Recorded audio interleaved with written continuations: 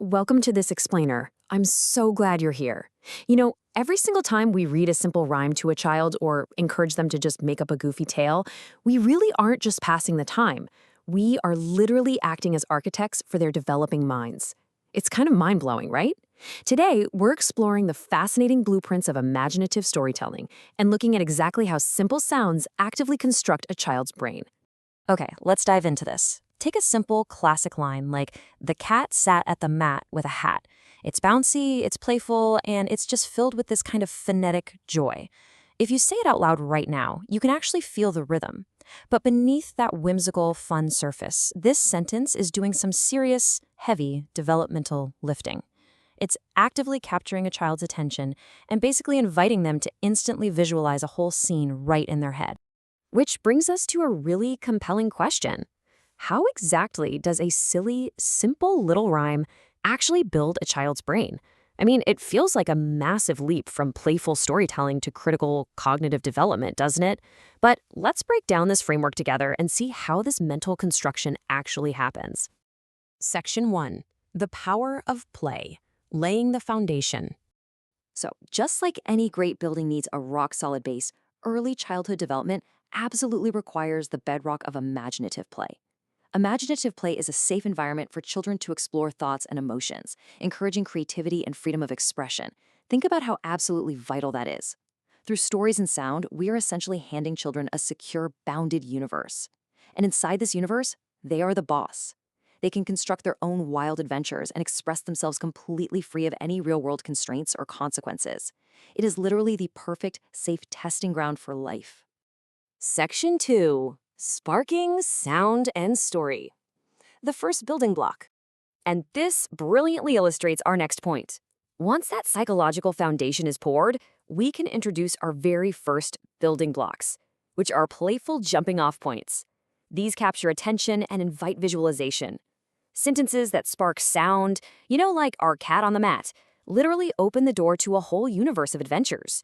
The story might start super small, maybe just a few rhyming words, but it becomes the ultimate springboard for much broader storytelling. It really gets those mental gears turning. Section 3. Connecting words and emotions, building the interior walls. Now, what's really interesting about this slide is the stark contrast between these two descriptive techniques. Let's look at the first phrase. I am glad to jam with Sam and Pam. This connects children with shared joy, beautifully stimulating their social skills and teaching collaboration. But then look at the second phrase. Add the red pad to the sad lad's bag. Here, vivid descriptions involving color and sadness are used together. Why?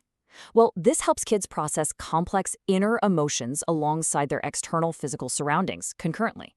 It adds incredible emotional depth and real load-bearing strength to those interior psychological walls. Section 4. Engaging senses and nature. Adding windows and doors. With the walls up, it is time to let the light in. The air was fair near the chair by the stair. You can almost feel the rhythm and the atmosphere of it, right? By weaving in these distinct details about sight, sound, and touch, narratives connect children directly to their own physical, sensory experiences. It grounds the story in a reality they can actually feel, opening up their internal world to the outside. Let's move to, and see how this builds over time. When we consistently use vivid sensory narratives, children naturally progress through these 3 steps. Step 1, they start as listeners. Step 2, they become readers. And step 3, they ultimately evolve into active participants. They aren't just hearing the story from the outside anymore. No way. They step right through those metaphorical doors and literally live inside the world they've built. A really fantastic tool for encouraging this active participation is the natural world. Just take this prompt, for example. Ask the ant to act with the axe on the apple. It's highly specific, and let's be honest, it's a wonderfully absurd image to put in a kid's head. I mean, an ant with a tiny little axe is pretty great. But posing these slightly silly, nature-based prompts encourages vast exploration.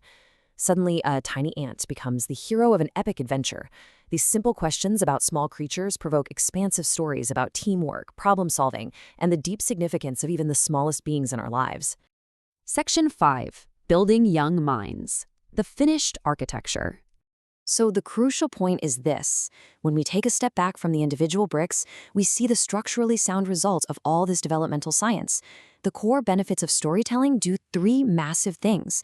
It cultivates imagination, it fosters critical cognitive skills, and it builds deep emotional intelligence.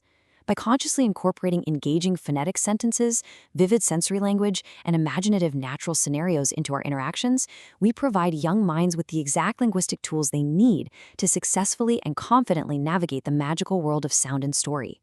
We are literally handing them the keys to the house they've built. Which leaves us with one really important final question. How will you empower a child to embark on their own adventures today? Because every single rhyme you share, every silly sensory phrase you construct, and every imaginative play session you encourage is another vital brick in a beautifully complex, growing mind.